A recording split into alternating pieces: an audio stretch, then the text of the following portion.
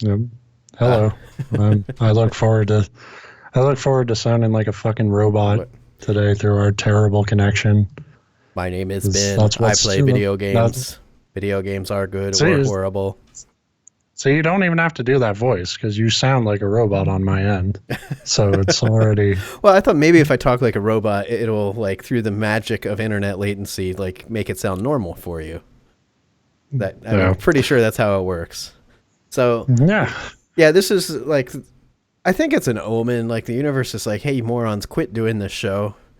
Like, I think the omen was like 30 minutes before the show started. I got a pounding headache, and it was well, that's like just most people when I'm approaching have that reaction. Like just like I imagine as damn. like I'm driving down the street, there's just random people I'm passing that heads suddenly start like they just fall to their knees. Like, but Yeah, and your presence is just that like alien screech from Invasion of the Body Snatchers.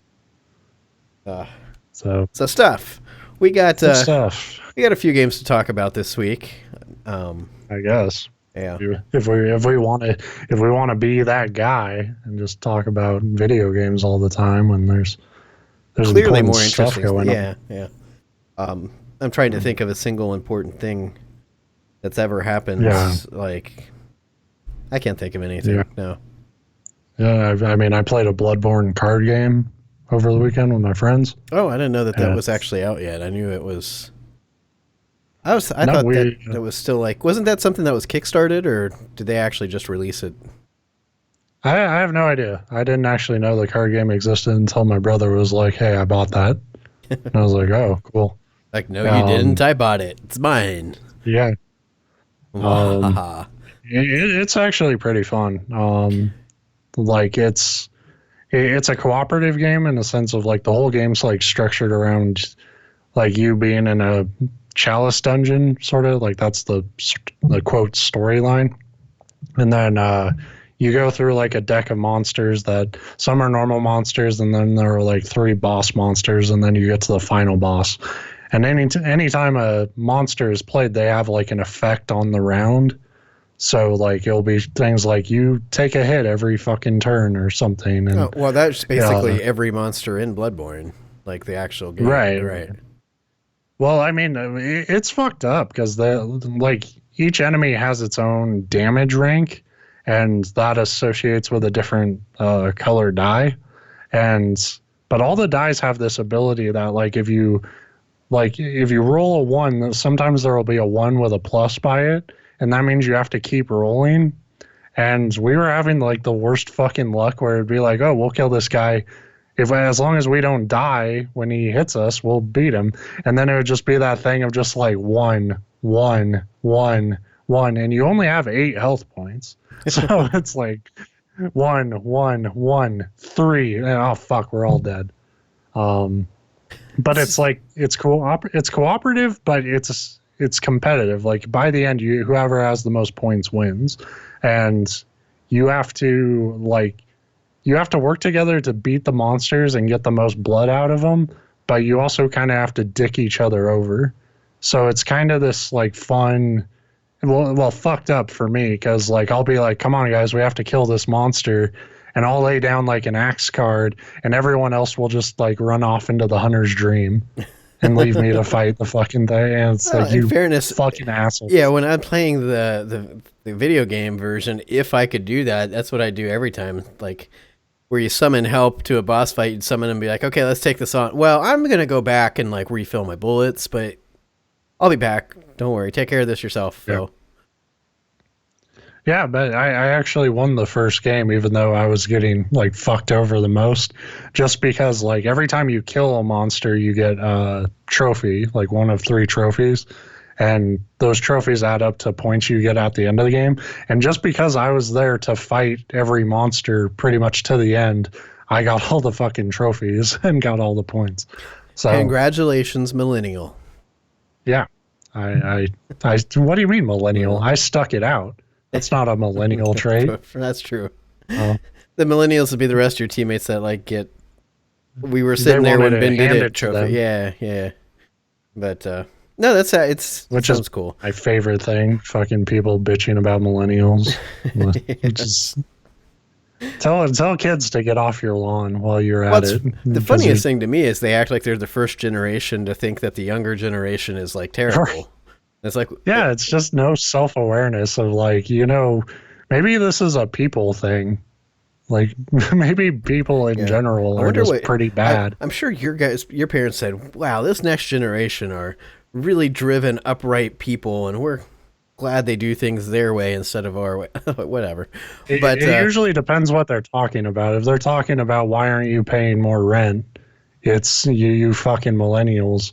But if it's like about politics or something, it's like your generation's gonna be the one to save this country. Like it's and neither are fucking true. nope, we're all equally Yeah, terrible. We're just different. yeah.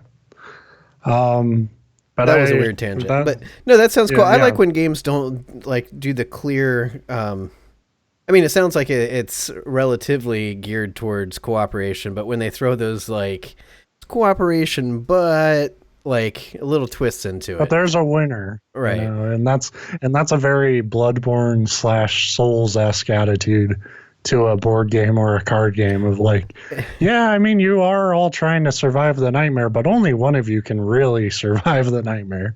And yeah, and Um, that taps into that like just that basic human like, yeah, we're technically all in this shared experience working towards the same goal, but fuck you all, I'm gonna be the winner of this goal. Like, yeah. What I kind of like about it is we play a lot of board games, me and my friends, and we have a lot of really really cool cooperative ones. But the problem with cooperative board games and card games is you can just like lose. Um, in this game, if you all die, then you all die, and you all you pay the penalty that comes from death in this game, but you keep going. Like you will, by it being competitive, there has to be a winner.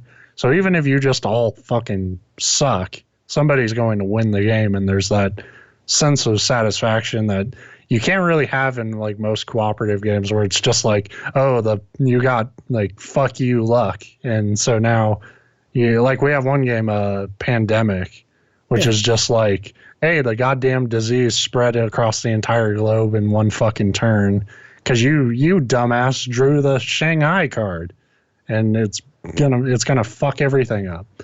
Um, I've heard good things so about that so game too, though. But no, it's a good game. It's really fun, but it's a different like Bloodborne. You you're gonna finish.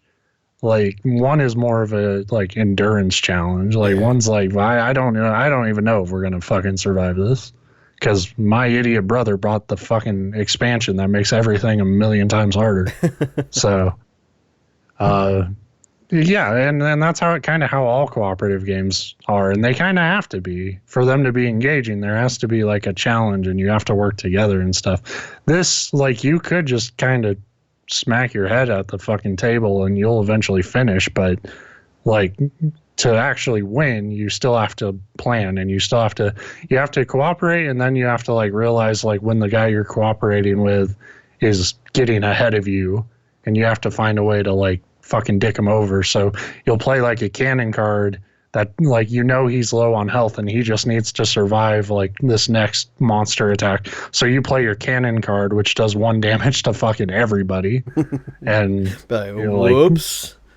yeah, and it's a really cool hazardous way of like making a game out of that game. Now, So when you say that there's like throughout the storyline or whatever, there's like 3 mini bosses and then a main boss.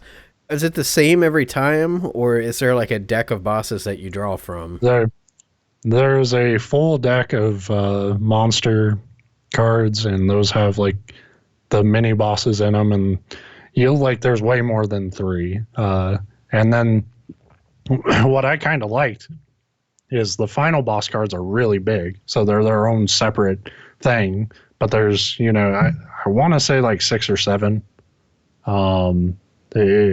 Maybe give or take here and there, but like there's a variety, and you shuffle them and you pick at random which one you fight. And like the first game we played, we got like Mikolash, who I don't know if you've gotten that far in the game yet, but he's a fucking chump in the video game and he's a chump in this. So that wasn't a very satisfying final boss. But then the next one completely ruined our shit, and we didn't think it would, because its ability is like it gives you 1 health every round.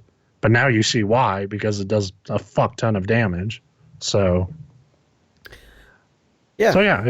Bloodborne, the card game, pretty cool.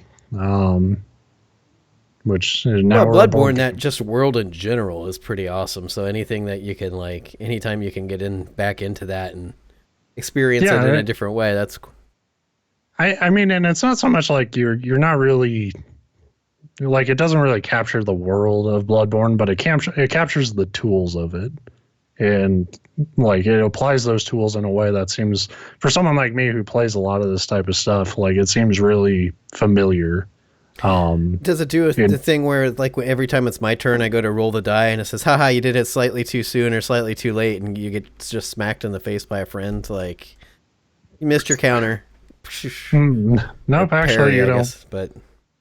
No, you don't. The only time you roll a die is when the monster's hitting you. So if a die is being rolled, you're getting slapped in the face anyway. Fair enough. But yeah. Okay, yeah, I distracted myself because I think the lighting in my room is too bright, and I have a very shiny forehead today. So like I keep moving my head trying to like blind myself. Well, yeah. I have an abnormally glazy sheen to my skin. Yeah. It was weird. I admit before the show I was just like rubbing oil all over myself like, haha, gotta go on air. I gotta make sure I look like a moderately hairy grub before I go live on camera. Yeah, that's the other fun part is like we got paid last week, but leading up to it the week I was just like broke and I'm out of like razors. So I'm like, I just won't shave. But then you get to the point where it's like, I'm just going to keep not shaving. But at my rate, I think I can grow an actual beard in about 6.5 years. So I just have this like real fuzzy whatever going on. Yeah. Yeah, I mean, I'm at that point now where I'm like, well, fuck it. Just let it grow. See what happens. But it always gets to a point where like I feel it and I feel fucking gross and sketchy as hell. And it's like I gotta get it the fuck off me. Like I don't know how people actually grow beards because they fucking. The advantage is you get to a point where like now I know when I do shave it's gonna hurt like a bitch because it's too long. Like, I'm too cheap to have like an actual like trimmer to like trim it down first and then shave. But it's long enough that like any razor blade just like, so we're gonna just rip it out by the roots now. So yeah. But anyway, so I got that going on this week too. So nice. Anyway, we should talk about a video game I played. Even though there's a lot, fucking like I haven't gone back to Nier yet. I probably will now, having beaten Horizon, and the Dark Souls 3 DLC is out, so I need to play that. But I wanted to wrap up Horizon. I got back into that last week and. Sort of the momentum caught me again, and I basically it wasn't on the same tier as Zelda, but it was that kind of like, all right, do I have free time? Gonna play Horizon. Like, is the basketball game over? Gonna play Horizon. Is the basketball game terrible? Then I'm gonna play Horizon. And for those of you that are unsure, it's Horizon Zero Dawn, or in Japan I think it's known as Horizon No Dawn's Given, but. No Dawn's allowed. Yeah. But that's a different game. No Dawn's So, you still enjoying it like you were when you kind of first dove into it, or is it more just you want to get it off your plate? I think it started with like just get it off my plate, but the more time I put into it, the more I was like, all right, this stuff is really cool. Like I was especially kind of enjoying like once you get out of the like Nordic kind of Viking mountainous area you start in, like the game surprisingly has a pretty good variety of climates. Like there's a desert and there's like, lush forests and stuff, and there's the mountain regions, and like it does a really cool job of keeping its visuals interesting. And you start going to like some of the bigger cities in the game, and like it really does a good job fleshing out its world. And I liked how open, like I was thinking about this today because I did finish it last night. Like I liked how open it was in the sense of like you can go anywhere and do any quest you want, and they give you like a level suggestion, but I was way ahead of any sort of level barrier that would have been like, fuck, this is too hard to do. Like I always had plenty of tools and I was doing plenty of damage for anything I tried to do.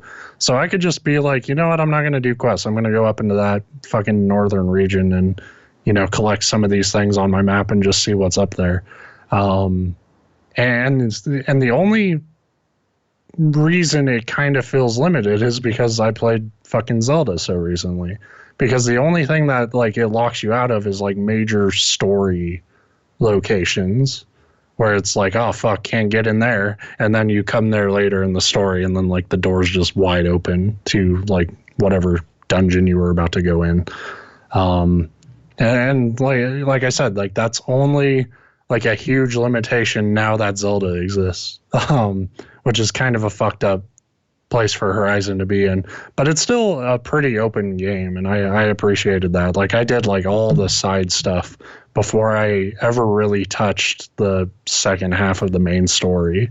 And that's rare anymore for an open world game like that to come around, and it's like you want to do that much side stuff. Because normally, if you're like me, when I first started playing those games, at first the side stuff's always interesting, and I think it's usually more interesting than anything. But after you've done it for like a couple of hours, you never want to touch it again. But yeah, and the weird, kind of the fucked up thing about Horizon is its side quests really aren't that interesting. Like they're fine, and you do some interesting stuff in them, I guess. But like you start to see the blueprint by the end of them, where you go up to villager with an exclamation point on them. They say like, hey, so and so is missing. You go to wherever they were last. You scan the area. You'll find some tracks. You follow the tracks. You either find the person or you find the body, and then you fight a giant robot. And that's pretty much always the blueprint. There's a few cases where a side quest will take you into more interesting places and have you fight more interesting things, but by and large, is there really anything more interesting than a giant robot, though? I mean, like, well, that's kind of the thing is like the game does throw a good amount of robots at you. But once again, and I feel like I'm complaining about this with every game I play, the enemy variety, like there's not enough. After a while, it's like, yeah, I fought the giant goddamn boar. Like I fought, like the real fuck you robots, the giant ones are like, there's two of them called the Thunderjaw and the Stormbird. And even like by the time the game, like the main story was introducing them, it's like I did all the side stuff. It's like, man, I fought 5 of these. Like I can already yeah, hack these things and make them just fucking do my bidding forever. Now I'm picturing I can't think of her name right now. The protagonist's Aloy. Oh yeah, I wouldn't have never got that. I should, because it's like alloy and everything's metal and robotic. But yeah, that's how you're supposed to remember it. I just remember it's a pretty stupid name. But I'm picturing her as one of those just like really obnoxious like nerds that no matter what you try to impress them with, they're like, been there, done that, yawn. She kind of like, I don't want to trash her too much because as a character I do like her, but she does kind of have that just like, I'm above everything going on here, and it's like, not really. You're wearing fucking cow leather like everyone else. Like you are firmly entrenched in this. Yeah, but she's rocking it. Everybody else is just like, yeah, I'm a caveman, leather stuff. Yeah, I guess so. No, I But don't know. I'm just I trying to also, defend her, even though I don't know anything about her. But it kind of makes sense because she starts the game as like an outcast, and she's pretty fucking bitter about that, which I guess yeah, naturally you would be. When I, villagers were throwing rocks at you while you were a child, I imagine you're probably pretty fucking heated. So I guess she gets a pass. so like, why were they throwing rocks at her as a child? Is it because she's a white girl with dreads? Like that She's whole. an outcast. Yeah. It's Well, just, outcasts are fucking evil. she's just And born as an outcast. It's like, oh, you have a beautiful baby. Oh, fuck, she's an outcast. Like, there's a really great scene where kind of near the end of the game where like her original village is like, oh, you're the savior, like you've been bestowed by the gods or whatever, and she's just burn like, them all stop to death in fucking their bowing. huts. Like, stop fucking bowing. You've shunned me my entire life, and now you want to like treat me as a hero. It's like I'm not doing this to save your stupid superstition. I'm doing this to save the world because surprisingly there's more to it than just like your 3 fucking mountains, you dumbasses. So That would be a very interesting position to be put in, to where, like, yeah, there's a group of people that basically couldn't care less if you're dead and they throw you out, and then you have to save the world, which you do because you're a decent person. But in the process of saving the world, you'd have to save the very people that, like, you fucking hate, right. like you find incredibly annoying. Which she sounds like a better person than me, because I'd be like, yeah, I saved the world. Here's one of those thunder jaws or whatever. You have fun with it. Like, whoops, I let him right to your village. Darn it. So, like, touching back on that idea of like kind of open progression or whatever, I did like that. Like, nothing about the main story like blocks you off from getting the ability to hack robots. They call it overriding them, but it seems a lot more sinister because you call Russia and you have some shadowy people do it for you. Right. No, you go up to them like you would like to do a stealth attack, but like you flip your spear around and then like just these like fucking fucked up blue tentacles just overtake the robot. Like, it's really goddamn sinister. Like, because you get the power originally from like the bad guys, like these bad robots do it. So it's really kind of unnerving. But the game, like, it's a cool ability, and I really like doing it because you would just see like by the end of the game, it's just like you would be thrown into pits with giant fucking robots all around you. And an easy way to kind of give yourself some space is to take over one of them, have them distract from the fight, and you can start, chipping away at whatever. Yeah, that's like the Steve plays Dark Souls method of fighting. Is like always try to get somebody else to take the brunt of it, and then you just stand them back and like poke them like, I'm doing stuff. Yeah. Well, because so much of the combat is like analyzing and seeing the weaknesses of the robots and aiming for those specific spots. And it's really hard to fucking do that when they're all charging you. So, it is a game you kind of, even if you are a more combative fighter than I was definitely more sort of stealth based, but you still have to kind of be about keeping your distance and like knowing which spots to hit. The problem is the game doesn't always play nice with this ability, where it's like, especially on a lot of side quests, it's like kill all the glint hawks, and it's like, okay, I hacked one of the glint hawks, I killed all the glint hawks, but then the game's like, well, kill all the glint hawks, you can't leave one alive. It's like, but that one's mine, right? Like, why do I have to kill it? It's already kind of a creepy dickish like ability, and it's like, well, now I'm gonna kill my own thing, sucker. Yeah, and it's like, because once you start shooting them, of course they fucking go aggressive on you again. So and I have the ability where it's like, at first when you do it, it's like a time limit thing, but you can eventually work your way up the tree where it's like permanent. So once I have that, like, I should just be able to tell people, like, don't worry about it, this one's with me. Right. But it'll still be like, no, you got to kill everything. You need to give it like one of those members only jackets with like the leather arms and the whatever, so everybody knows it's part of your club. Like, yeah. I assume that's how you dress, like you and your posse, but yeah. So that stuff was like kind of annoying.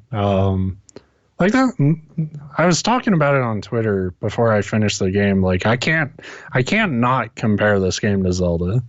And I don't do that out of like well, which game's better? Which game's, like I'm not like getting Right, like personal about it, but it's just they're they're two so games similar, right, and that you played in and they're so proximity to each different. other.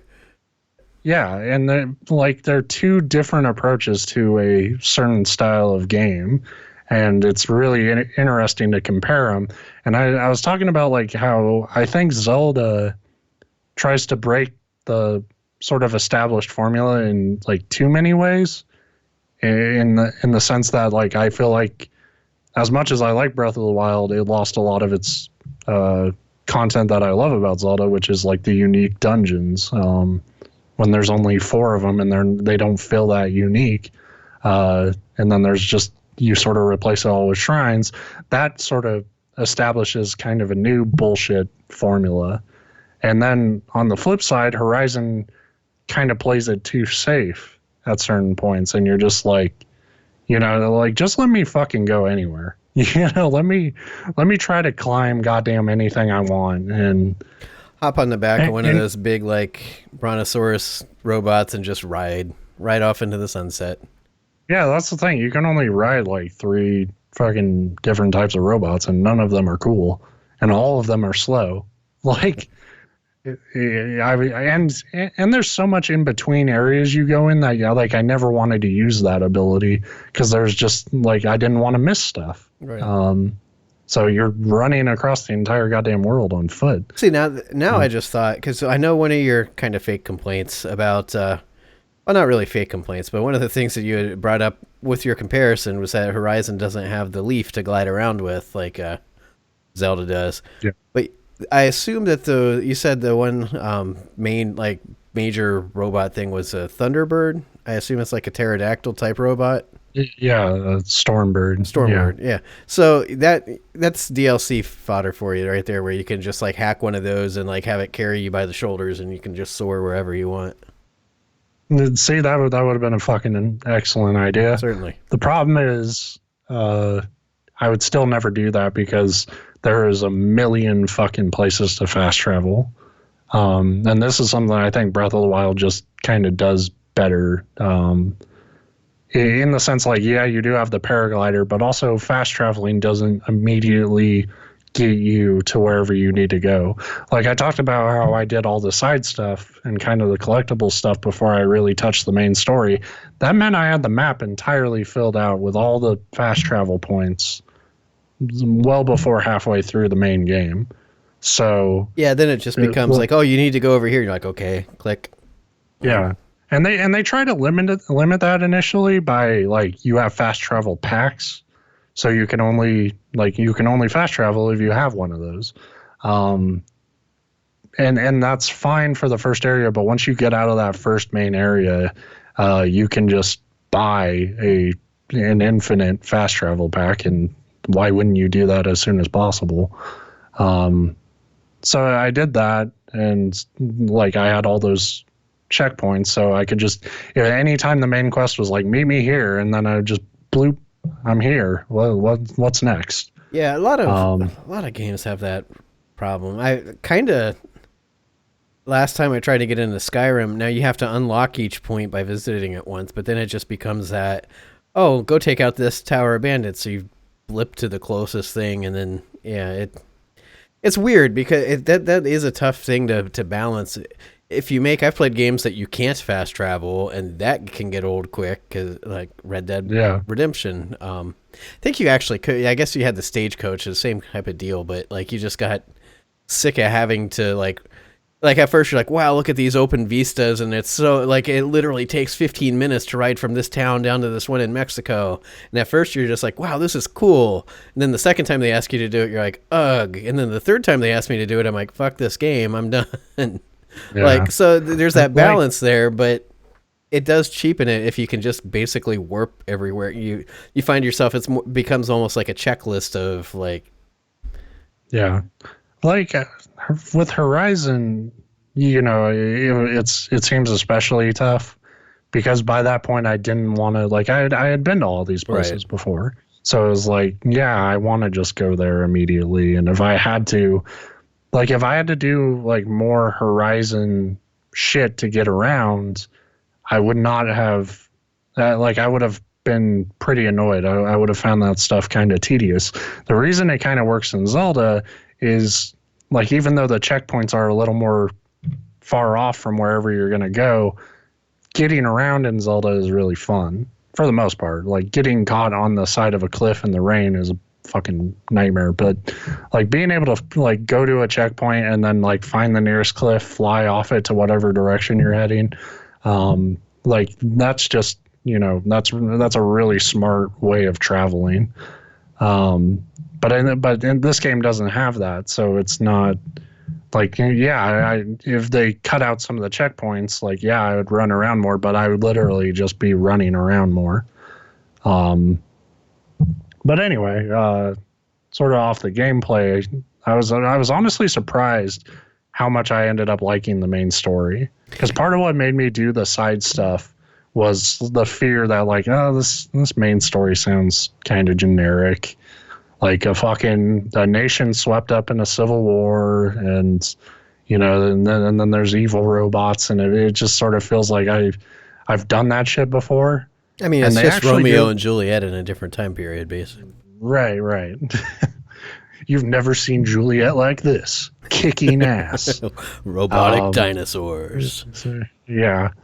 But they do a good job explaining the apocalyptic scenario humanity is facing and how they got to this point in what is one of the stupidest, like, post-apocalyptic scenarios ever, or what caused the apocalypse, because this is a minor spoiler. Really, what's cool about the main story is how they flesh this out. But what happens is evil corporation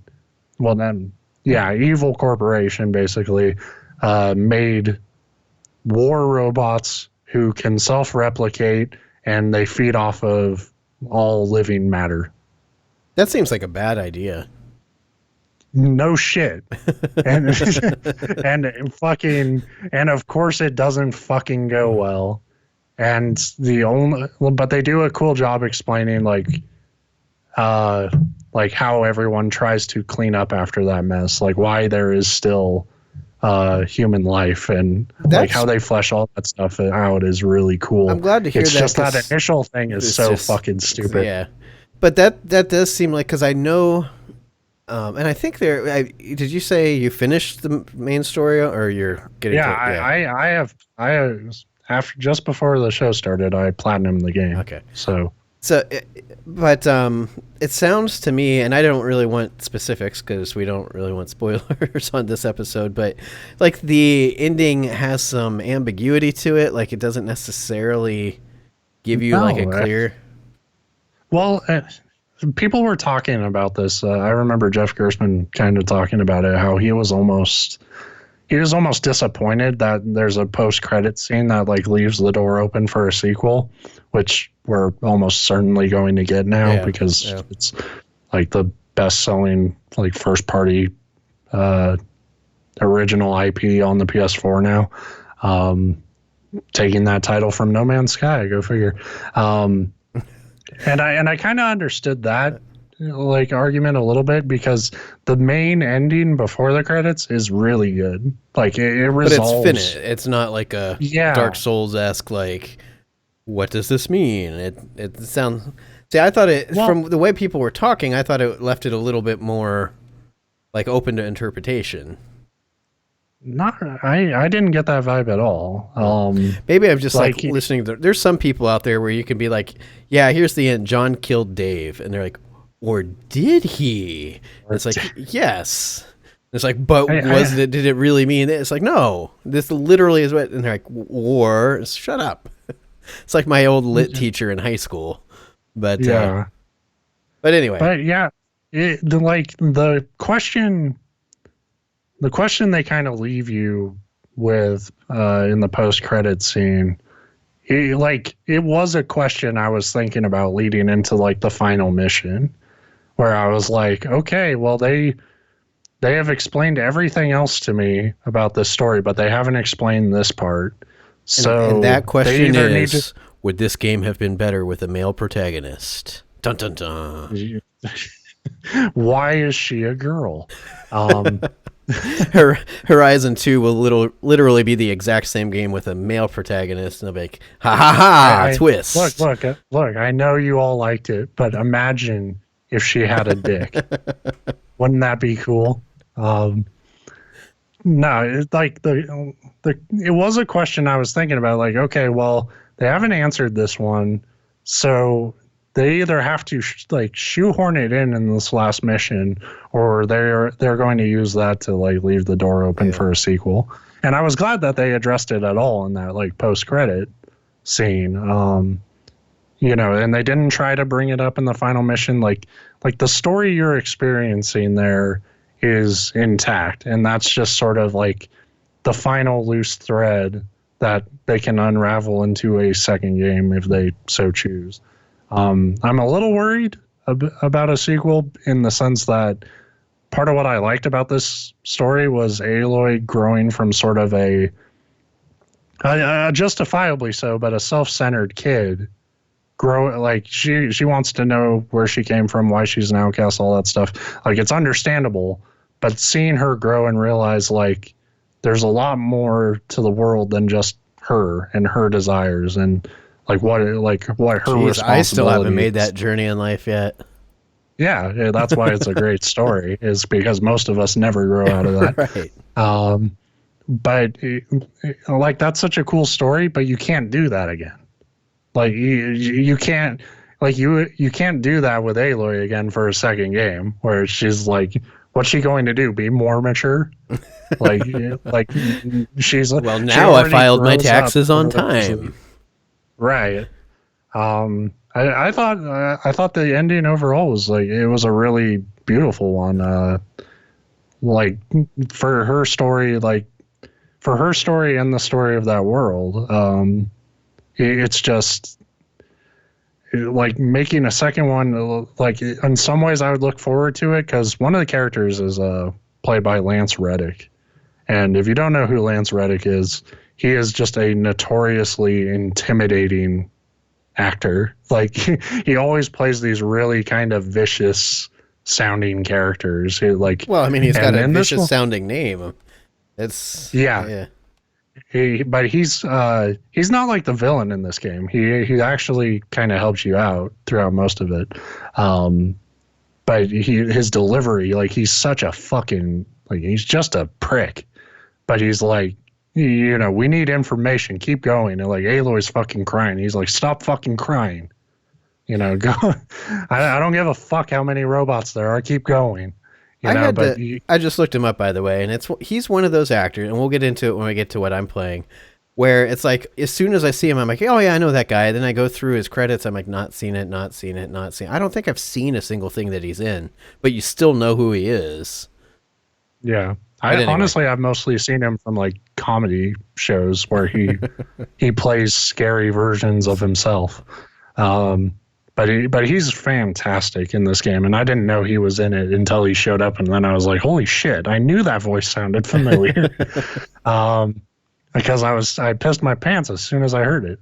But yeah, it was a pretty great story. I really liked how they fleshed out like a really kind of unique apocalypse. Like, it's rare for me to enjoy a piece of science fiction, but they put a lot of work into making what the world is during the time you're playing it make sense. Like, I was talking about the vastly different climates you experience and stuff, and like why there are robots around, and why some robots are, you know, very aggressive and violent, and some are just like robotic deer, and why the climate is so like scrunched together, and like there's just these different completely different areas of wildlife and robotic life, and the game like actually explains like why all that stuff is there in a way that's pretty detailed. And because, guys, we can only animate so much and program so much.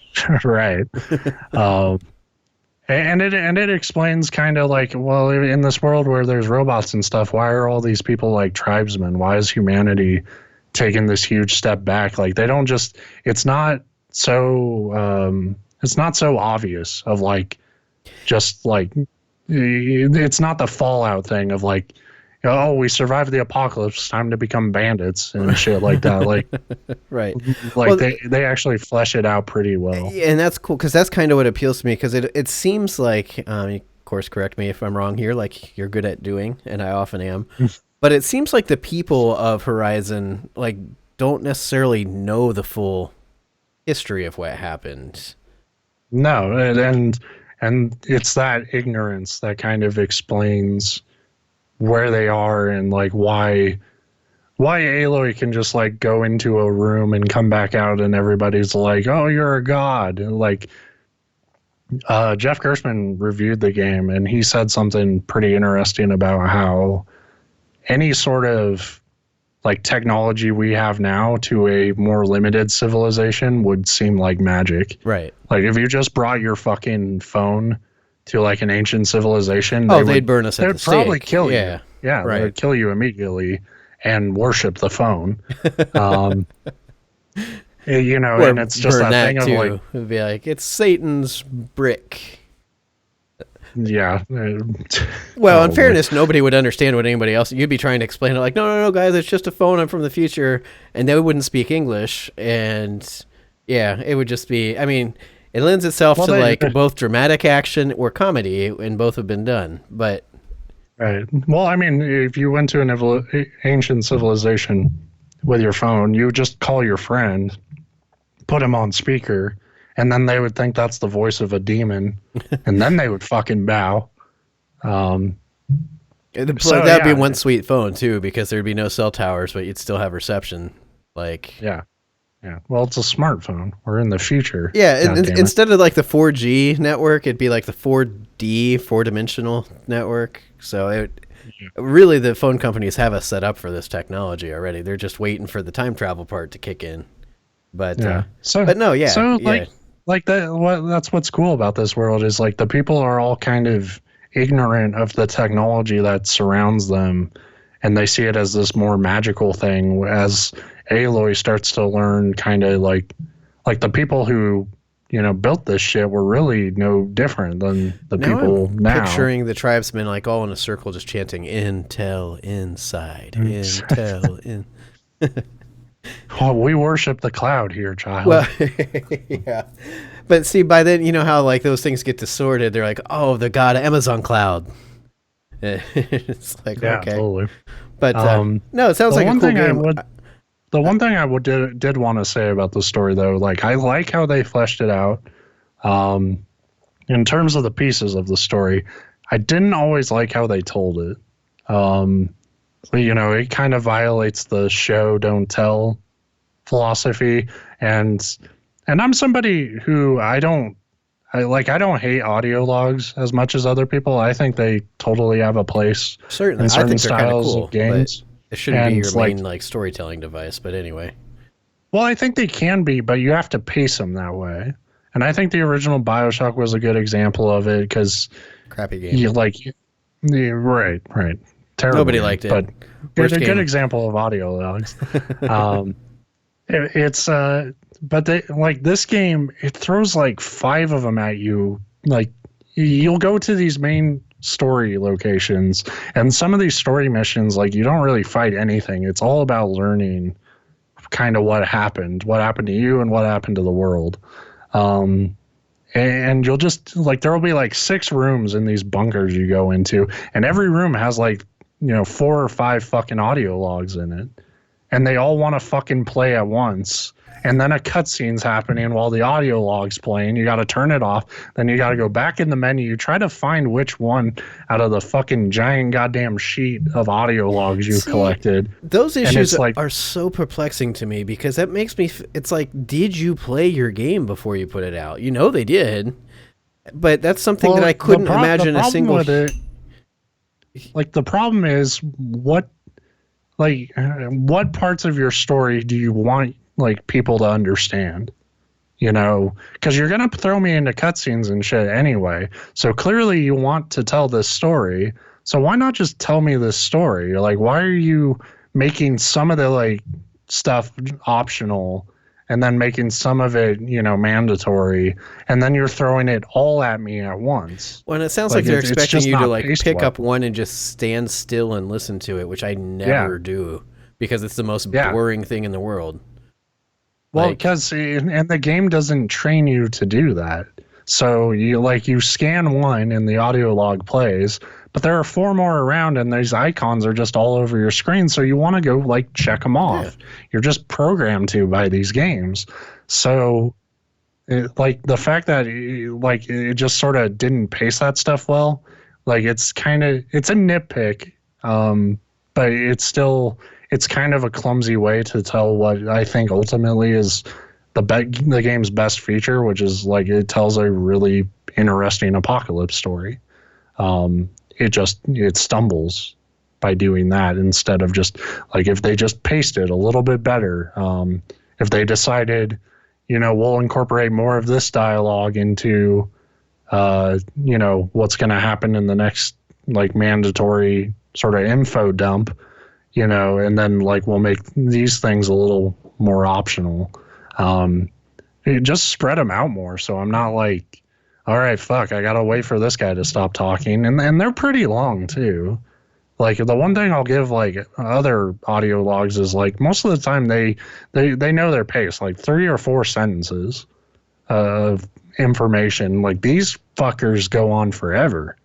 Just sort of yeah, and I brought my pornography because it's the end of the world. And fuck, dude, I don't need to know all this. Well, if you're going to do that, and every game should do this, and I'm only even thinking in this line because I was watching some stuff earlier, but put it through audio logs, but have them narrated by David Attenborough. Be yes, and here the end of the world was coming, so I brought my porn. Ha ha ha. But in that awesome British, I can't even begin to do a justice to his voiceovers, but a Planet Earth-esque documentary audio log about these stupid things, at least make it memorable. Yeah. Well, and that's kind of one of the saving graces is the voice acting performances are really, really good. They just don't sync up with the mouths and the animation. The lip syncing is kind of off. The further I got in the game, the more kind of preposterous animations I saw, but for the most part, the game looks pretty good. So a lot of the main story stuff, the dialogue's pretty well done.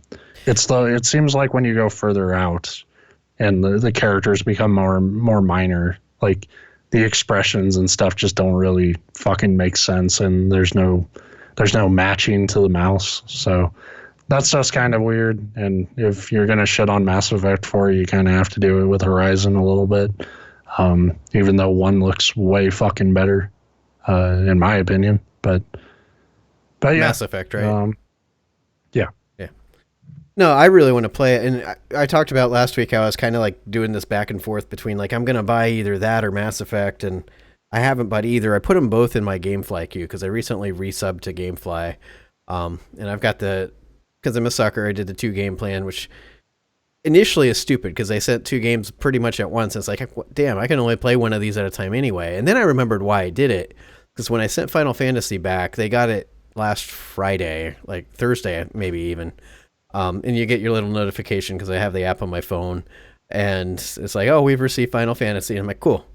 And then I sat there all day, and I sat there all the next day, and I sat there Saturday. I knew nothing would go out Sunday. All day Monday, all day Tuesday, and finally today they're oh, we just sent you The Last Guardian. It's nice. That game, if you've ever, I don't know if you've ever done Gamefly, but I get it. There's limited supply, and I'm not expecting either Mass Effect or Horizon to be in something that they're going to be able to just pump out to me the second I request it. But these games show their availability, and Mass Effect is very they don't give you the exact numbers, but super low, and then Horizon's relatively low, and then I don't have too many games on my queue, so that's part of the reason why it took them 6 days to fucking ship me a game. But The Last Guardian was in there the whole time, and that availability is high. It's if you're going to just give up and send me the first one you have, why the hell didn't you send that out Friday? Why am I still waiting a week for it to come? But anyway, I'll probably end up buying Horizon before I get it through GameFly, but it's kind of one of those. Like I said, I can only play so many things at once anyway. Yeah. But I really do want to play it. It looks fantastic. Yeah, it is a really cool game. It's a weird thing to me though when it like leaves you on that kind of like what will come next sort of note, and it's like Robot nothing pirates. for a fucking long while, dude. I don't want to play anything resembling an open world right now. Like I want to play fucking NBA and like listen to podcasts and not fucking pay attention to anything. And that's been my problem is I can't get away from NHL 17. I don't have much to say. We talked about it last week. And sports game's a sports game. But it's like I'm nearing the end of the CHL like first season heading into the NHL draft. And, and we finished the regular season like something like 68-0-1. So we had one overtime loss. And it's like, okay, now the playoffs. And it's like, now I kind of wish we like sucked because now I have to go to the playoffs. And we get to the first round and I'm like, I'm familiar with hockey playoffs, sort of like the basics of it. And it's like, oh, first round is best of 7. You're like, fuck. And so, of course, we won the first 4 games. That's like the saving graces. I know out of a best of 7, I'm probably playing 4 games.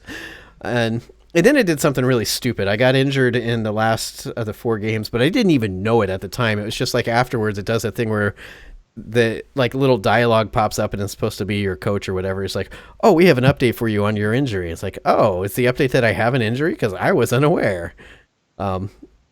Does your player character like get injured in that or? Yeah. No, but it was like just NBA doesn't do that, and that annoys me. Well, and this one turned out, and I know it's because the last game. I'm a forward, left winger, and I made it. I think I talked about it last. My character's about my weight, but I made him like 5'10" instead of 5'6" because anytime I make a realistic version of me in a sports game, it's ridiculous. The character's going to suck because I am not athletic.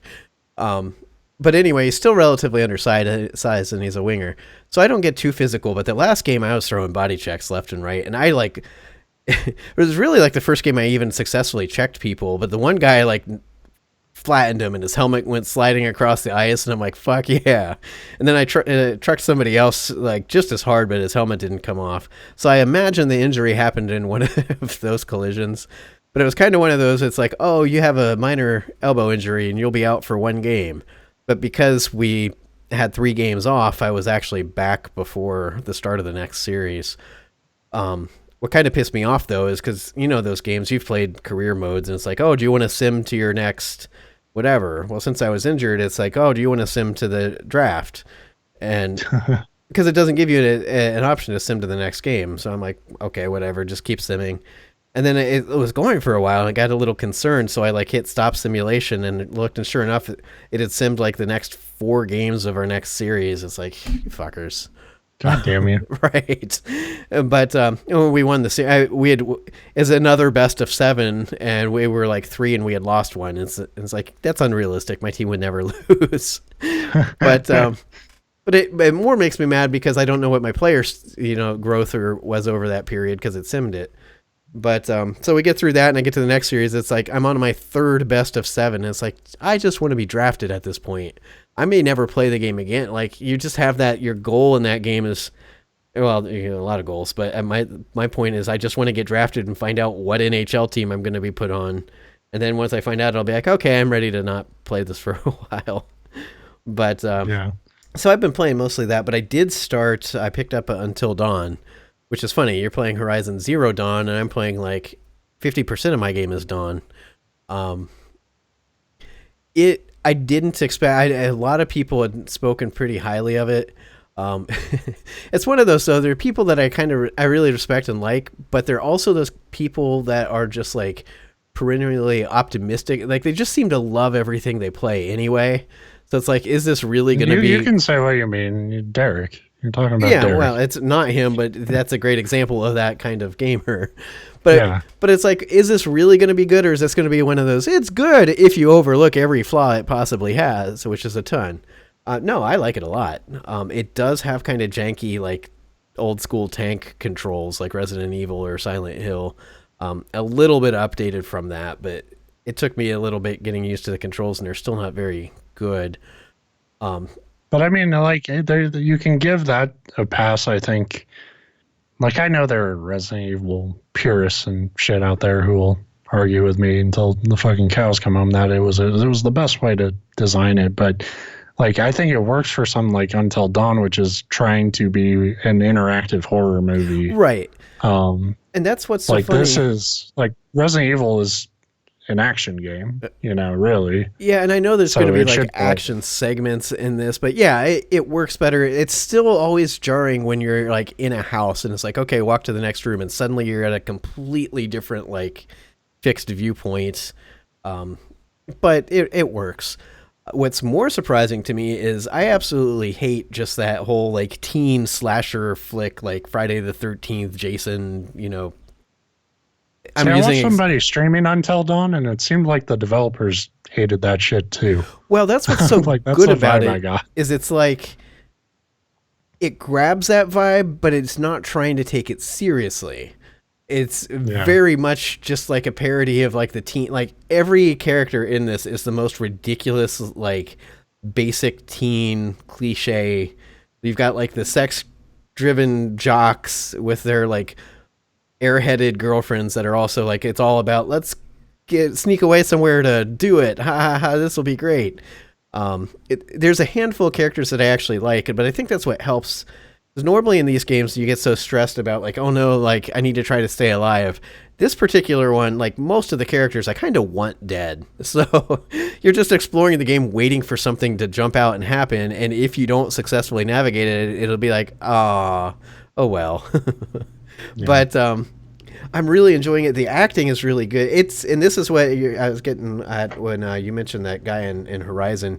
It's one of those games where most of the characters they're all done, or most of them are done by like Hollywood people. It's interesting to see Hollywood kind of invading the game space, but they're all actors that, with the exception, there was one that my wife looked up. She's like, that sounds like Hayden Panettiere or whatever, and I'm like, I've heard that name. I don't know who the hell that is though. And I look it up. I'm like, yep, that's who it is, and it looks just like her. Every one of these characters, I'm like, they look familiar. But I would look them up. I fall into that Internet Movie Database like rabbit hole every time I go there, and just like go through every actor and actress and see everything that they've been in, trying to see like, oh, what do I know them from? And like, I don't know any of them from anything, but they're just those kind of background actors and actresses that you, well, obviously Hayden, whatever, she's a pretty well-known actress. The best one though, I love. There's this.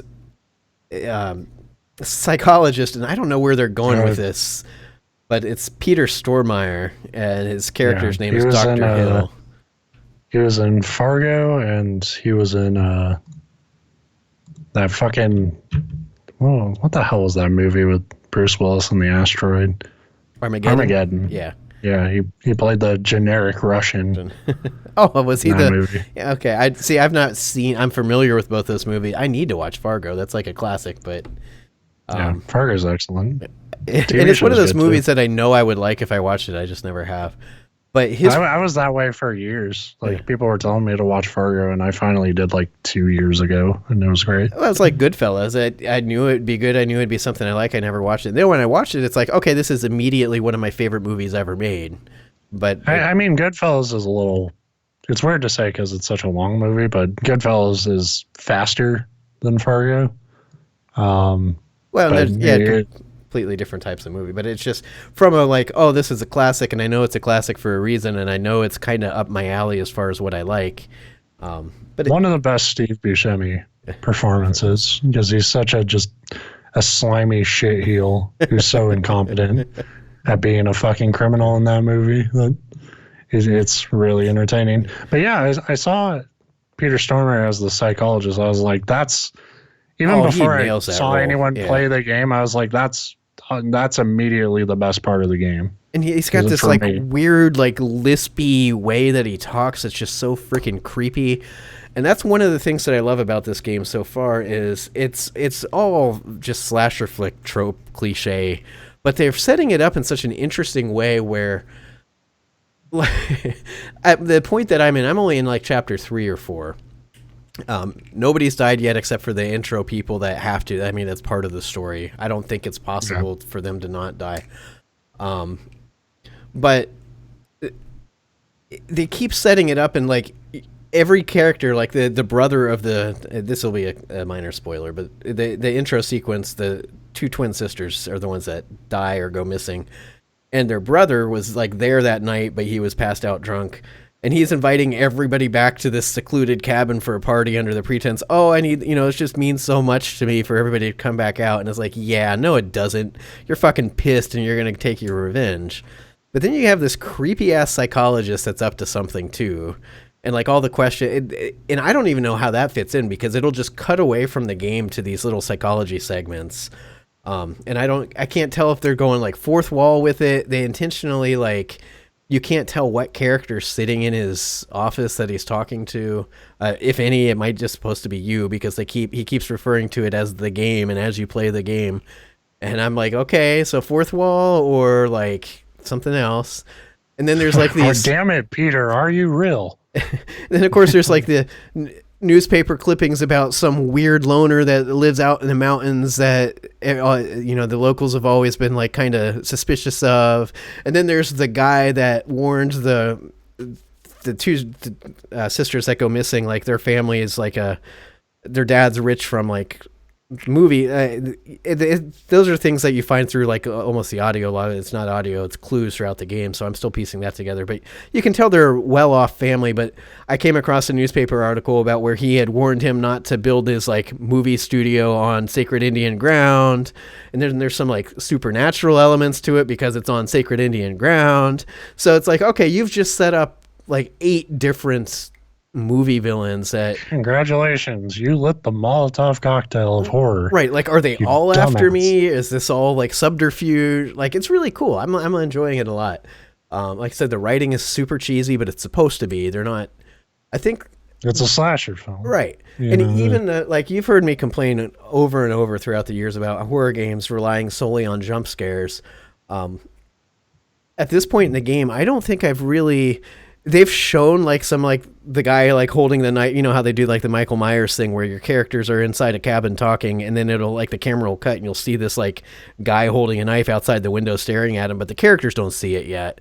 So I don't know that I've ever have yet really been in direct danger from one of these things, but they do a ton of jump scares. Like one point you're going through this dark house looking for an object, and you open the door and a freaking baby Wolverine jumps out, that kind of like cheap thing. And that's normally what I hate most, but it works so well in this context because that's their whole fucking point. That jump scares are fine provided a game doesn't provided a game doesn't treat that as the horror. Like a jump scare is about throwing you off, building up tension, right. and then like building up your tension, relieving it in the thing you shouldn't actually be scared of, and then catching you off guard with the thing that's been actually building up the entire time. Exactly. And they actually seem to be doing that much better than a lot of more serious horror games that I've played. So that's cool. And like I said, I think a lot of it just has to do with my attitude coming into it, though. I'm not playing it like if when I got Silent Hill Downpour, I'm sitting down with the expectation of this being some serious shit.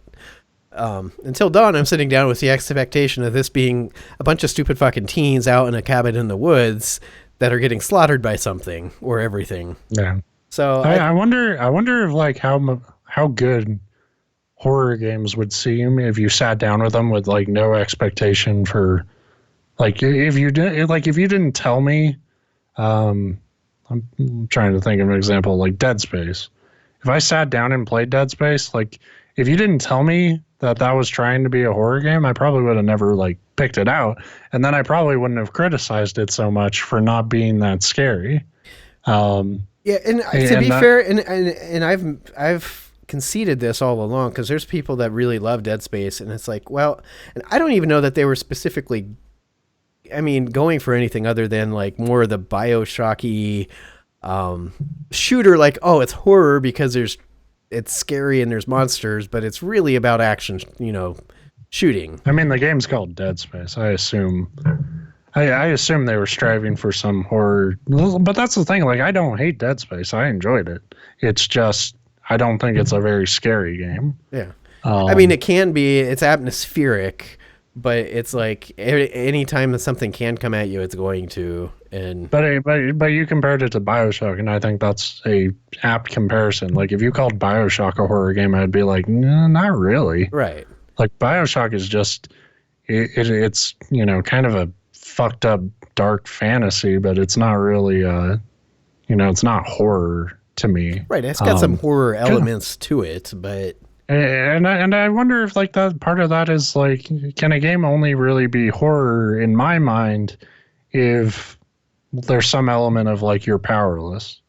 Not, and I don't like completely powerless. Yeah, I know you're not a big fan of like Amnesia and Outlast. Yeah, and just like where your only recourse is to hide behind boxes and shit. Like that's scary, but it's also like I feel like it goes too far the other way. Like if on one hand you have like the Dead Spaces and like the RE4s out there where it's like you're pretty fucking competent. You can deal with almost anything. Like this goes the other way where it's like I can't fucking do anything. Like I can't even jump over this goddamn bench because my fucking guy's caught on some geometry of a fucking so pebble or something. Yeah. It's like I don't want to deal with that shit. So like, and I think that's, I mean, I don't know how well they aged, and I never played them, but I think that's part of why people like the Silent Hill games, and especially people really like Silent Hill 2 is because those games do a good job of like, you are just some dude, but you are a resourceful dude, and like you're picking up shit, and you're like, you're able to fight stuff off. It's just you just never know what's coming next, right? Yeah, and that's something that I think Resident Evil 7, from what I've heard, is also trying to capture, is that feeling of like you can fight things off, but sometimes it's best to just fucking get away. And that's in my like, Gamefly queue too. If they ever send that, that'll be an interesting experiment for me. How well I can do that game. I'm waiting until Halloween for that. Yeah. Based on my experience with the second demo that I say second because I think the first one was just like hands-on at like conventions, but the downloadable demo that they had on Steam, I loved it. Yeah. We talked about it. I absolutely adored it, but it was like 8 minutes long, and I think I had 8 heart attacks. Right. Yeah. And it's funny because they say, 8 minutes long, and the whole time I was like scared out of my mind playing. Scared's probably the wrong word, but just anxious. Like it gets your anxiety going. And for the demo, nothing happens until the very like last second when it cuts away, does that classic like welcome to the family or whatever the guy says as he's grabbing you, and then it cuts like by Resident Evil 7. You're like, oh fuck. What, for more of this? Right. But I'm not sure if you know how to sell me things, Capcom. Hey, bad shit will happen. Right. $60. Right. And like, but I was surprised how much I was enjoying Until Dawn, and it was $10. I think that flash sale's over already on. So if you missed it, sorry. It'll probably happen again though. Given this is what always fucking happens to me, they had it on flash sale for $10, and it'll be one of the PlayStation Plus games here in like 2 weeks. But whatever. That'd be a good PS Plus game for October. Actually, I wish that type of stuff was more themed. Yeah, like October, I want horror games. I always want horror games around October. That's one of the few times that it right. But so yeah, my gaming's been pretty boring. NHL and well, that part's boring, and Until Dawn's not boring. I still have Ghost Recon Wildlands. Like I've finally like loaded it up and downloaded all the updates, and I have not fired it up at all yet. And like I said, I just got notice today that they just shipped out Last Guardian, which that one I'll probably play through pretty. That's one of those it's not a very long game, which works well for me. No. It's not a long. See, I'm in a weird spot with that game. I talked about it on the show because I played it around Christmas, and it's like when I remember it. Ultimately, I remember it fondly, but I'm also like, hearing that you're gonna play, I'm like, oh man, that game is a pain in the ass. Yeah, and that's what I'm not like stoked that when it beeped, I knew that was the one that's coming because out of all the stuff in my queue, that's the one that is available. So when I get that little notification popping up, I'm trying to pull my phone out so I can see what the other stuff in my queue is. And it said it's Last Guardian, and I almost didn't even put that, to rent, but I was like, well, I need to add something in here that they'll actually ship out, and it's storied as that development is. It's like, I've got a PlayStation now, I should probably experience it, but I'm not like jumping up and down like I can't wait to play this. And honestly, neither was I. And I'm, I'm huge on Ico and Shadow of the Colossus. At that point, like when the game fucking came out, I was just sort of this mindset of like, well, I have to see how this ends. Like, I have to see, right. Like what the hell they made. It actually came out. We can't just ignore it now. Yeah, and once I did, like, there's a really touching story in that game. It's just mechanically kind of a fucking mess, pain in the ass. Not even a mess, really. Like, it's sloppy, but it's because it's based off of a sloppy premise of like, what happens if you need kind of a animalistic AI to help you solve platforming puzzles, basically. Yeah, you're dead. The animal jumps in the ocean, takes you with it, you drown. No. And like nothing, I know a lot of people had more problems controlling the fucking bird dog more than I did, but like for me, bird dog, played all right. Yeah. It was more just like, look, I need you to jump over this thing, and it would just look at it and be like, no. I'd be like, fucking jump over the thing. It's like me training anything, and I'm a bad pet owner. Yeah. So we've established that, over the course of this podcast. Yeah, just fucking lay down. No, chase cat. No, don't chase cat. Fucking retard. It's like me. It's like sit down. Sit. Okay, never mind. I give up. Yeah. All right. You suck. just go away. Yeah. Like I like every night I have to I get to a point where my dog's just like freaking out so much I just shut my door on her and like literally on her. Like she's like in my doorway barking or some shit, and I just shut the door. And does she sit and bark at the closed door? Because that'd be hilarious. No, she lays down and stares out the door. Sort of. So she literally only wants to bark at you. Like once the door's closed and she can't see you, she quits barking. Yeah, because she knows I'm the one who, everyone else in my house will just ignore her, and I can't. It's like a crying baby. I can't. Right, I cannot ignore a barking dog. It's just too obnoxious, like loud and piercing and distracting. There was a point in Horizon where you go into this abandoned ruin daycare thing, and there's an audio log of just fucking children yelling and crying, and like every other bit of audio log, it's a little too long, and I was just like, oh holy shit, I had to turn it off immediately, and I was just like, how the fuck does anyone I'm glad all these little bastards are dead. Yeah, you know what? We had it fucking coming. If I was a robot and you gave me the ability to be self-sufficient and I just see all these fucking squealing humans, I'm just like, yeah, you're done. Human life is toast. Yep. It's really fucked up in that game.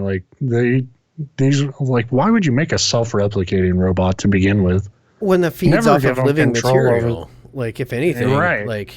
Make it feed off of each other, or at least feed off of something only man can make, styrofoam, or at least anything that's not man's not made out of. I never went to create something that would look at me and say, "Hey, dinner." Yeah, well, I guess that's the definition of having children, but yeah, You don't have fucking children. Because It's a they bad can literally eat you if they decide to. But yeah. yeah, I'm looking through this. The other stuff in my queue, Mass Effect, of course, Nier, I've got that on there. Persona 5, which they obviously weren't going to send, considering it's not out yet. Same with Right. Yooka-Laylee, which I'll probably end up buying that on Steam anyway, but I thought I might as well just throw it on there. And then Resident Evil 7. I knew it would be either The Last Guardian or Resident Evil 7, and I'm kind of glad it's not Resident Evil 7, because I already got the Until Dawn. Like I said, I may throw Resident Evil back off, like you said, until it's like closer to a period when I am actually interested in horror. Yeah. But anyway, I so don't know, like, Destiny 2. yeah. It's got a great. giant 2 and some like stylized like smoke effects. Yeah. There was Did the, you see the clip trailer yesterday. thing? No, and that's the character that Nathan Fillion voices, right? I have no idea. Yeah. Well, I don't. that was my I impression. play Destiny when I have nothing else going on, and like I want to shut my brain off. And it's basically it is the modern light gun game for me, where it's just like at an old arcade, you would just like not pay attention as you pew pew pew. And Yeah. that's what's funny too. I heard somebody say, "Wow, that minute," because it was just a teaser trailer. I think we get the full kind of like first trailer look thing like Friday, but the minute long like teaser is just this character that I'm pretty sure is voiced by Nathan Fillion, but I could just be crossing all my internet wires because I haven't watched it yet. But somebody's like, "Oh man, that 1 minute long trailer had more personality than the entirety of Destiny 1."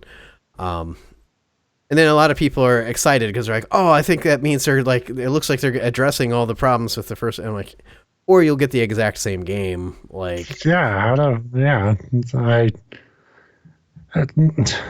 the problem I have with that idea is like I know a lot of people like Destiny, and a lot of people want it's a Destiny solid 2 shooter, to be amazing. but it's just, Yeah, I thought it it's was fun. generic.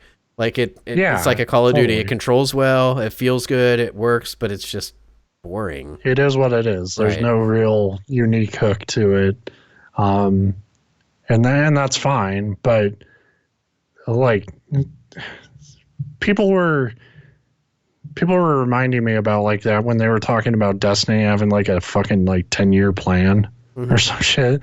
And I was like, if that tells me that they don't actually fully know what they want Destiny to be. Well, Like, in fairness, they the 10-year they are plan, like, ambitious. Destiny 2 and Destiny 3, like actual sequels, were part of that 10-year. It wasn't, we're going to support this one first release for a continuous 10 years. But the joke of that is saying like, what happened to like getting Destiny up to a certain level, and then like the 10-year plan is pretend the first one didn't happen and go to Destiny 2, and like to me, I'm just not like you said, it's a fine, like it's a totally competent shooter. But there's nothing unique about it. Therefore, I have a lot of trouble getting excited about another one And that's the until thing. they show me what's going to be unique about But it. even if they try to build on it, that runs a risk. They're going to have to deviate from at least part of the original formula. They have to, otherwise you're getting the same game. And that, like you said, it has fans, and I understand why it has fans, but it didn't get the wide acclaim and appeal that they wanted or needed for the amount of money that they put into it. So when they deviate, that could be great. They could make it awesome. It could be in fairness, they have done a lot of listening to like player complaints, and even through the DLC and the patching and stuff, they've been working towards addressing some of those things. So that's hopeful.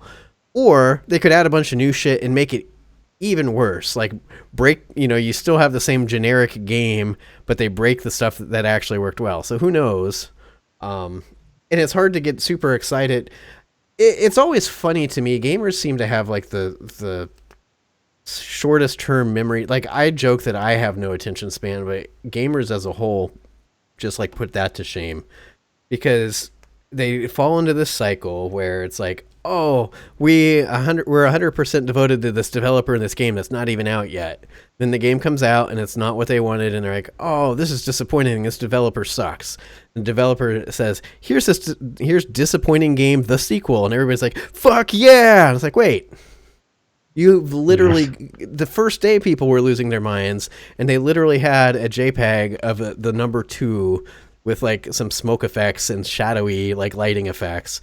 And it's like, A, they didn't show you crap, and B, you already knew they were making it. It wasn't like it came out of, I get that when like you're completely blindsided by something, like when the Red Dead Redemption, that's not even completely blindsiding. But when Red Dead Redemption 2 was announced, where it's like, it's been rumored, we figured they would probably do one, but all of a sudden it's confirmed. It's hard not to at least be a little excited, like, oh, that's cool.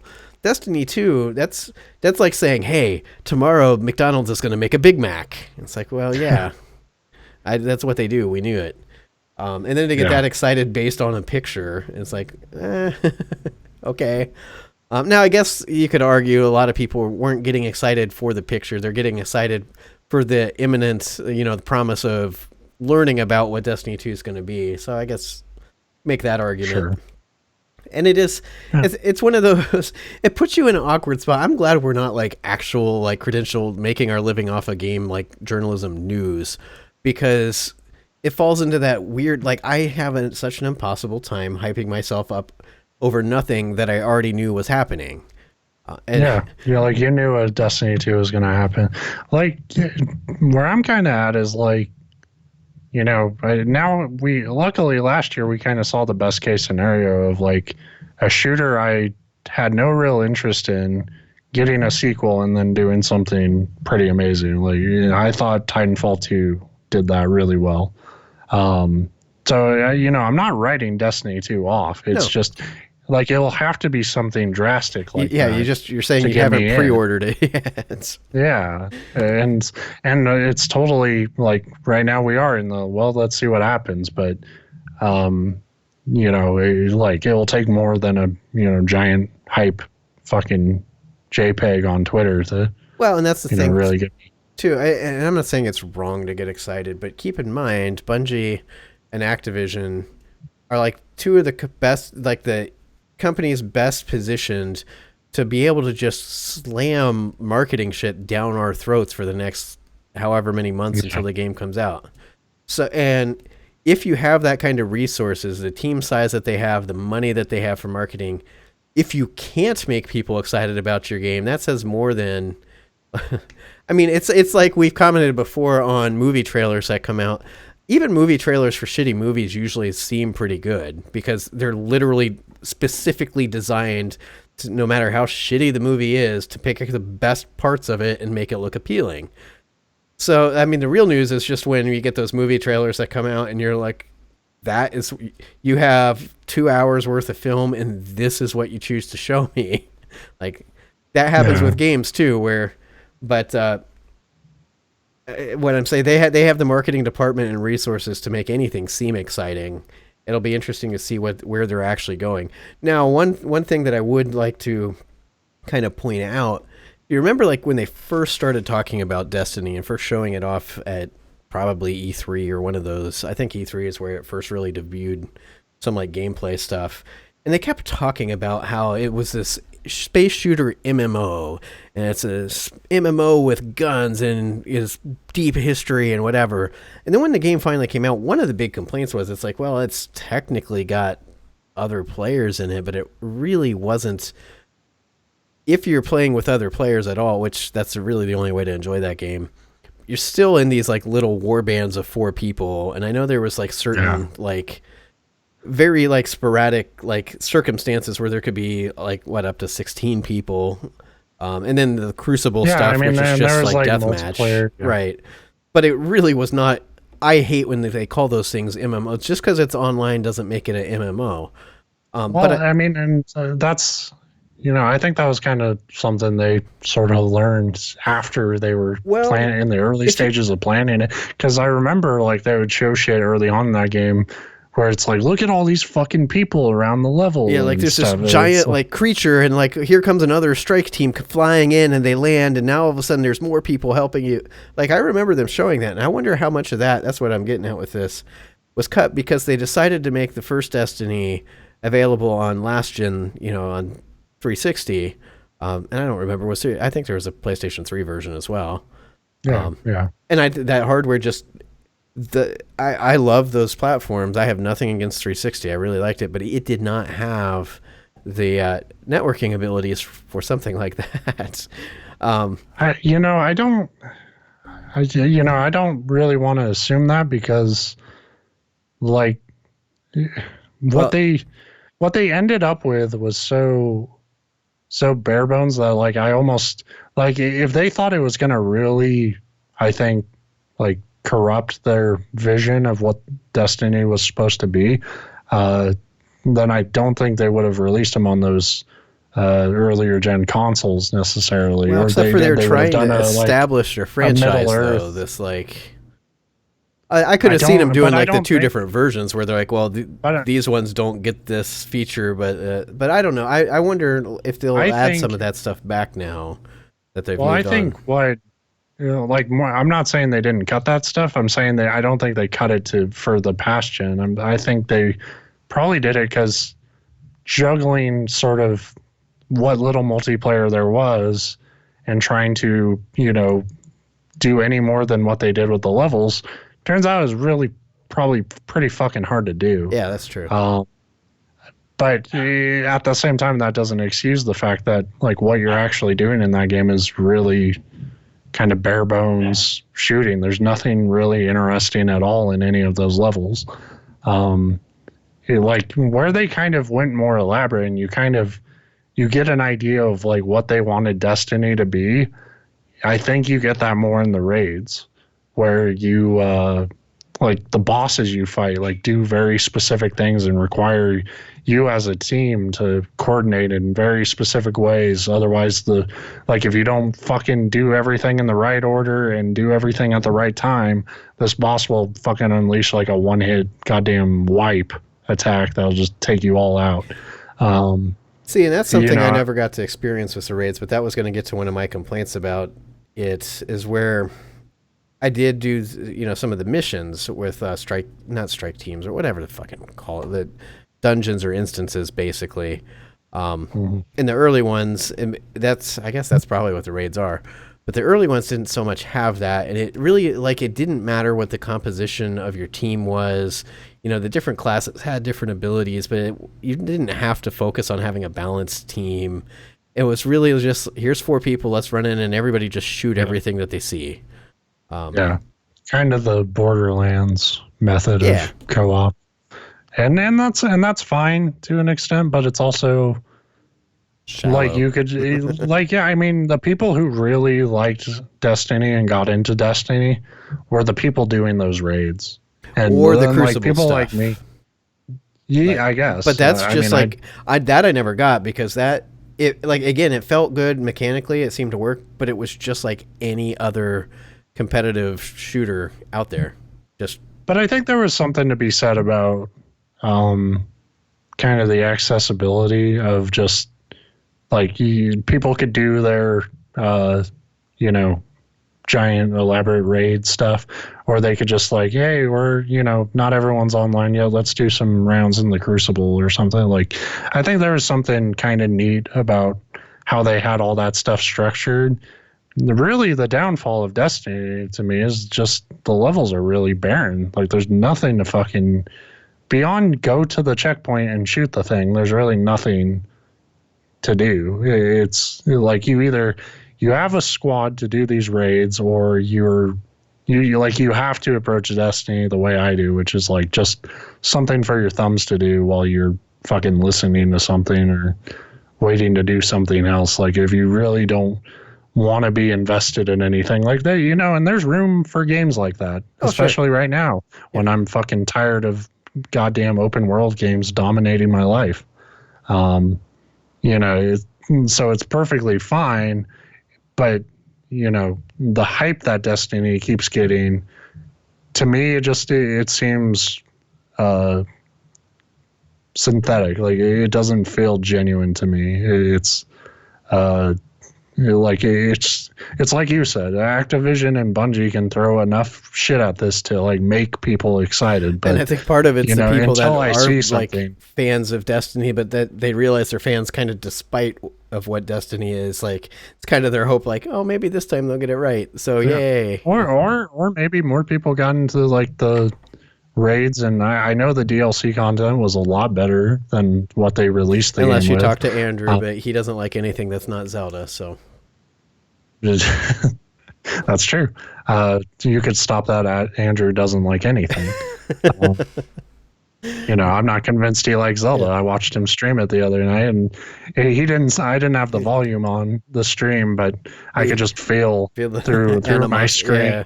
Yeah, it was like, he sees the sunrise and he's like, "Oh fuck, that means it's gonna rain one day." I shouldn't. And as I say, and I love nothing better on a podcast than like not inside jokes, but talking about something that nobody else play critically. I like it because we're building up a mythology. Yeah. Well, the best part is his channel auto hosts us, and it's auto hosting us right now. So there may be some people actually watching that know who we're talking about, but anyway, so he's watching and just like sharpening his knives and shit. Just like, yeah, keep fucking talking. Yeah. It reminds me, I need to update my Twitter bio so it says I live in like Georgia. Yeah. I live right behind you, Andrew. We can have our fucking Until Dawn. Throw him off my set. Speaking of podcasts and plugging things that aren't ours, what was the name of that podcast that you mentioned on Twitter The Dollop. Yeah. I had never heard of that before, but I was at work and you had tweeted that, and I'm like, I'm going to check this out, see what I didn't know what it was. And oh my God, listen to, I assume just the latest episode, because I know I always just go to podcast archives and click the top one. They had me laughing so fucking hard. I had to turn it off at work because it was just too ridiculous to like, I mean, I had headphones and I wasn't worried because they do cuss and stuff a little bit. They're really not that bad, but it not necessarily always work appropriate what they were talking about, but it's more I had to turn it off because I was laughing like a maniac. Like that was such a good podcast. Yeah, I just found it like a week ago, and it's, for people who don't know, it's these two comedians, Dave Anthony and Gareth Reynolds, and they just sort of like, they try to stick mostly to America, but they just take these sort of obscure chapters in like American history, like of weird, crazy people doing weird, crazy shit, and they're just joking throughout the entire story of how fucked up everything is. They do what I think most of us do, but I'm very guilty of it in my head.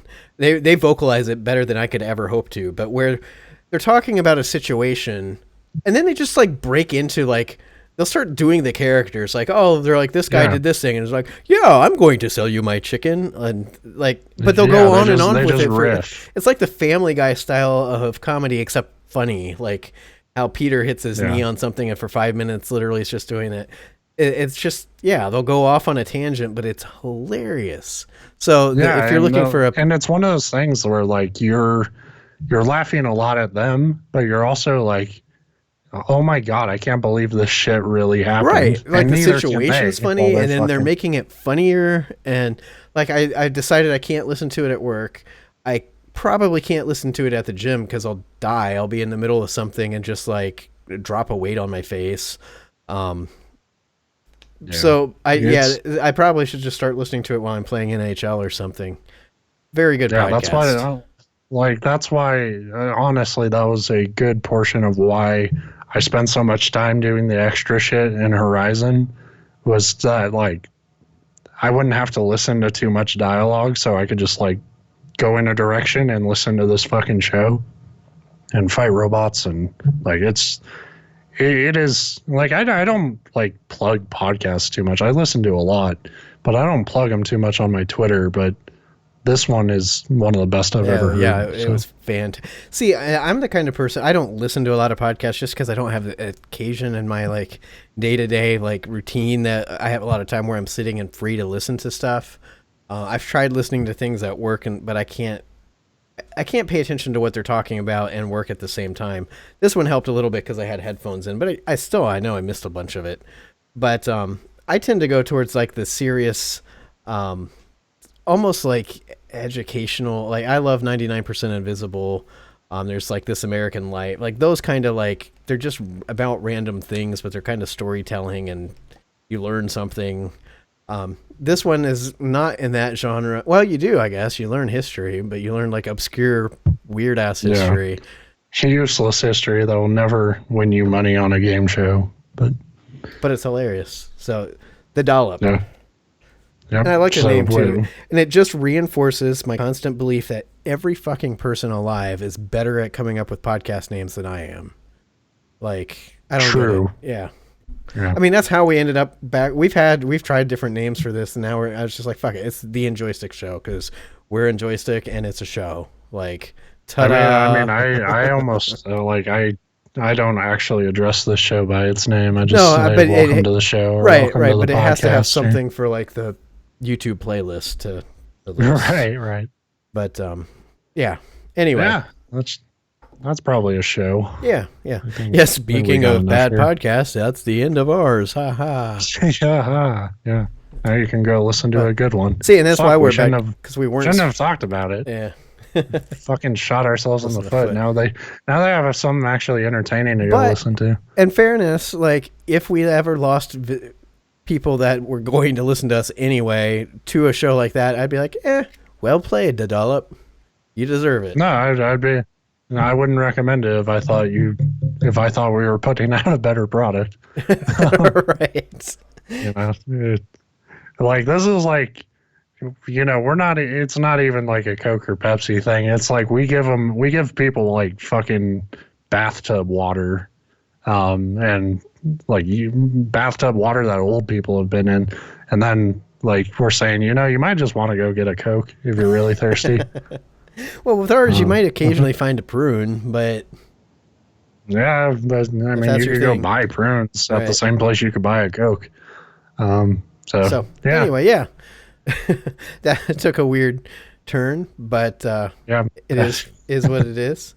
So let me see how seamlessly I can professionally transition out to music. I can't talk anymore. I'm going shh with everything. But yeah, that's the Njoystic show. Transcontinental Rambo is the name of the episode for no reason whatsoever. God damn, that's a great name. It is. It came in my head. It would have been better if I had known that was the title. It popped into my head literally like 2 minutes before we start. I'm like, I need a title, and that popped in my head. I'm like, that's perfect. It doesn't mean anything, but it's awesome. So, the end. The end.